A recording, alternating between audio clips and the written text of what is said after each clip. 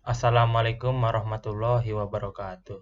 Pertama-tama, marilah kita panjatkan puji syukur atas kehadiran Allah Subhanahu wa Ta'ala karena telah memberikan rahmat, kesehatan, dan keselamatan sehingga kami dapat menyampaikan diskusi kali ini. Adapun topik yang kami bahas adalah hakikat bahasa. Perkenalkan, nama saya Irgi Rizky Fauzat Darus yang akan bertugas sebagai moderator pada diskusi ini. Saya akan membimbing jalannya diskusi ini. Adapun anggota kelompok saya adalah Nur Ainun dan Ridho Abdullah Tarigan. Untuk penjelasan yang pertama, kami menjelaskan tentang pengertian bahasa dan fungsi bahasa yang akan saya jelaskan sendiri. Hakikat atau pengertian bahasa. Hakikat bahasa adalah intisari atau dasar kenyataan sebenarnya dari bahasa. Bahasa merupakan alat komunikasi yang berupa sistem lambang bunyi yang dihasilkan alat ucap manusia. Bahasa terdiri atas kata-kata atau kumpulan kata. Masing-masing mempunyai makna. Hubungan abstrak antara kata sebagai lambang dan objek atau konsep yang diwakili kumpulan kata atau kosakata. Bahasa adalah sistem lambang bunyi yang arbitrer yang digunakan oleh para anggota suatu masyarakat untuk kerjasama, berinteraksi, dan mengidentifikasi diri. Bahasa adalah komunikasi antar anggota masyarakat berupa lambang bunyi ujaran yang dihasilkan oleh alat ucap manusia. Bahasa juga merupakan sarana berkomunikasi dan berinteraksi untuk menyampaikan pikiran dan perasaan sebagai makhluk sosial. Kemudian fungsi bahasa. Beberapa fungsi bahasa yaitu sebagai berikut. 1. Sebagai alat untuk mengungkapkan perasaan atau mengekspresikan diri, mampu mengungkapkan gambaran, maksud, gagasan, dan perasaan. 2. Sebagai alat komunikasi. 3. Sebagai alat berinteraksi dan beradaptasi sosial. 4. Sebagai alat kontrol sosial, maksudnya adalah yang mempengaruhi sikap, tingkah laku, serta tutur kata seseorang. Kontrol sosial dapat diterapkan pada diri sendiri dan masyarakat. Itu saja yang bisa saya sampaikan pada materi ini. Materi berikutnya akan disampaikan oleh Saudari Nur Ainun. Saya Nur Ainun. Saya akan menyampaikan tentang ciri bahasa. Ada beberapa ciri yang hakiki dalam bahasa, yaitu sebagai berikut. Yang pertama, bahasa itu adalah sebuah sistem, yang berarti bahasa memiliki susunan teratur, berpola, yang membentuk suatu keseluruhan yang bermakna atau berfungsi. Yang kedua, bahasa itu berwujud lambang. Kata atau gabungan kata dalam bahasa terdiri atas lambang-lambang bunyi. Contohnya adalah huruf A sampai Z dalam alfabet. Yang ketiga, bahasa itu berupa bunyi, namun spesifik terhadap bunyi-bunyi bermakna yang dihasilkan oleh alat ucap manusia. Yang keempat, bahasa itu bersifat arbitrer, dipilih secara acak tanpa alasan tetapi berdasarkan kebiasaan. Yang kelima, bahasa itu bermakna. Kata atau morfem pada dasarnya telah memiliki makna, namun jika disusun dalam kalimat tidak bermakna, maka kalimat tersebut bukanlah bahasa.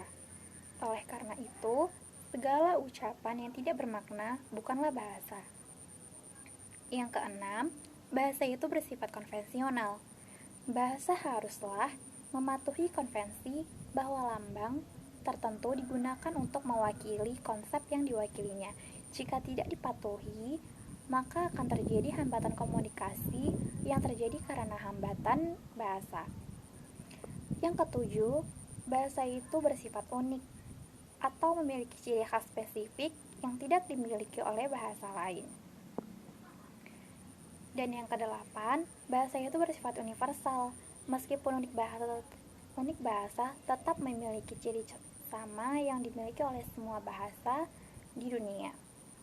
Yang kesembilan, bahasa itu bersifat produktif. Artinya, bahasa banyak menghasilkan unsur-unsur yang tidak terbatas jumlahnya. Yang ke-10, bahasa itu bervariasi. Suatu bahasa dapat memiliki bermacam idiolek, dialek, dan ragam yang berbeda. Idiolek adalah variasi bahasa yang bersifat perorangan. Dialek adalah variasi bahasa yang bersifat berkelompok, dan ragam adalah variasi bahasa yang digunakan dalam situasi tertentu. Yang ke-11, bahasa itu bersifat dinamis. Perkembangan budaya suatu masyarakat bahasa akan berakibat pula pada perkembangan bahasanya. Yang ke-12, bahasa itu bersifat manusiawi karena menjadi berfungsi selama manusia memanfaatkannya.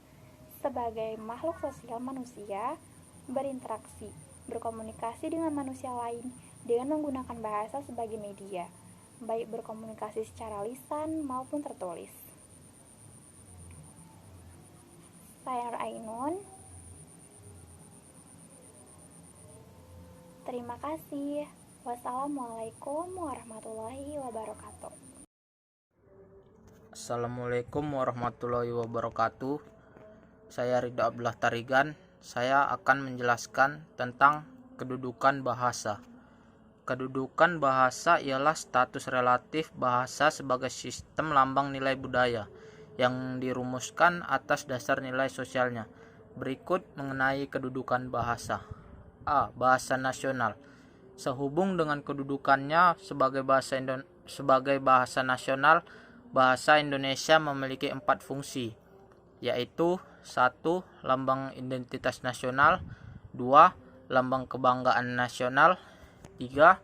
Alat pemersatu berbagai masyarakat yang mempunyai latar belakang sosial, budaya, dan bahasa yang berbeda-beda. 4. Alat perhubungan antara budaya dan daerah.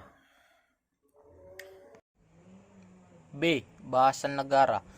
Berkaitan dengan statusnya sebagai bahasa negara, bahasa Indonesia memiliki fungsi sebagai berikut. 1. Bahasa pengantar resmi di lembaga-lembaga pendidikan. 2. Bahasa resmi negara. 3. Bahasa resmi dalam perhubungan tingkat nasional untuk kepentingan perencanaan, pelaksanaan, pembangunan, serta pemerintahan. 4. Bahasa resmi di dalam pengembangan kebudayaan dan pemanfaatan ilmu pengetahuan serta teknologi. Sekian presentasi dari saya. Wassalamualaikum warahmatullahi wabarakatuh. Demikianlah presentasi kami dari kelompok 1. Maaf bila ada salah kata. Saya Irgi Rizky Fauzan Darus mengucapkan terima kasih. Wassalamualaikum warahmatullahi wabarakatuh.